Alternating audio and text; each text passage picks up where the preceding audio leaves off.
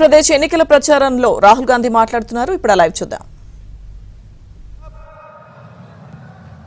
जो जंगल में रहते हैं उन्हें ना जमीन का हक है, ना जंगल का हक है, ना जल का हक है. उन्हें कोई अधिकार नहीं मिलने चाहिए. क्यों? क्योंकि वो तो जंगल में रहते हैं. तो ये फर्क है. आप सोचिए, बीजेपी के लोग आपको वनवासी कहते हैं कि आप जंगल में रहते हो. हिंदुस्तान का जंगल एक के बाद एक गायब हो रहा है.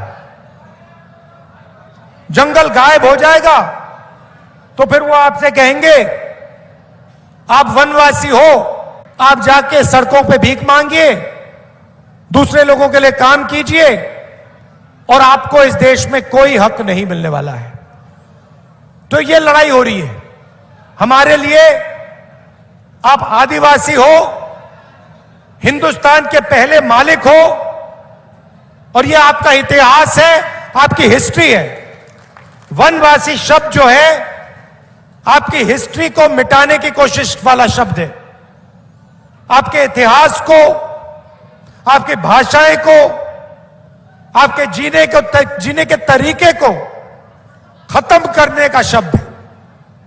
सीधी बात कहेंगे आपको कि भैया आप तो जंगल में रहते हो, आपको अधिकार कैसे मिलेंगे? जंगल में किसी को अधिकार थोड़ी मिलते हैं. तो यह फर्क है. अब चुनाव का समय है. कांग्रेस पार्टी हिंदुस्तान के गरीब जनता के लिए, आदिवासियों के लिए, पिछड़ों के लिए क्या करने जा रही है, यह मैं आज आपको बताने आया हूं. नरेंद्र मोदी जी ने 22-25 लोगों का 16 लाख करोड़ रुपया कर्जा माफ किया है. आम आदमी से आप कहो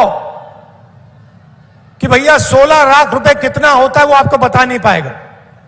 इतना पैसा होता है कि आपको और हमें समझ ही नहीं आता कितना पैसा. तो मैं आपको बताता हूं. मनरेगा को चलाने में 65,000 करोड़ रुपए लगते हैं. नरेंद्र मोदी जी ने 22-25 लोगों के लिए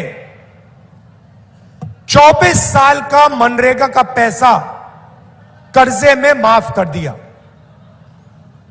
हिंदुस्तान के गरीब लोग कर्जा माफी मांगते हैं,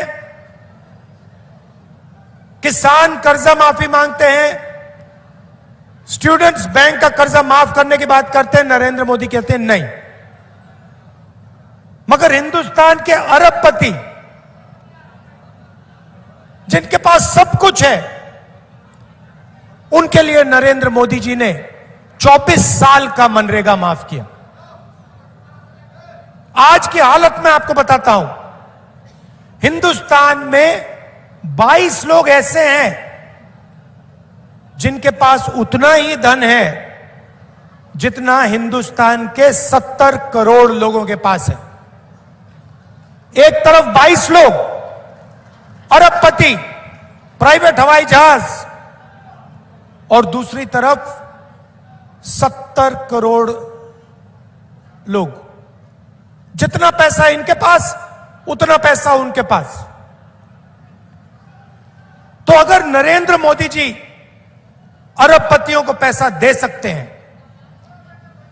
तो कांग्रेस पार्टी गरीबों को, किसानों को, आदिवासियों को, पिछड़ों को, दलितों को, गरीब जनरल कास्ट के लोगों को भी पैसा दे सकती है. तो सबसे क्रांतिकारी कदम, शायद दुनिया में पहली बार कोई भी पार्टी ऐसा कदम लेने जा रही है. महालक्ष्मी योजना हिंदुस्तान के हर गरीब परिवार में एक महिला को कांग्रेस पार्टी 1 साल में 1 लाख रुपए बैंक अकाउंट में डालने जा रही है। हर महीने आपके बैंक अकाउंट में, हर महीने आपके बैंक अकाउंट में हजारों रुपए आएगा। 1 साल में टोटल 1 लाख रुपए हर गरीब परिवार के बैंक अकाउंट में जाएगा, महिला के बैंक अकाउंट में जाएगा।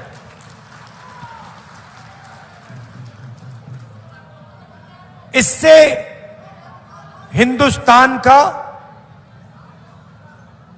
और हमारे गरीब परिवारों का की जिंदगी बदल जाएगी। क्रांतिकारी काम है। आप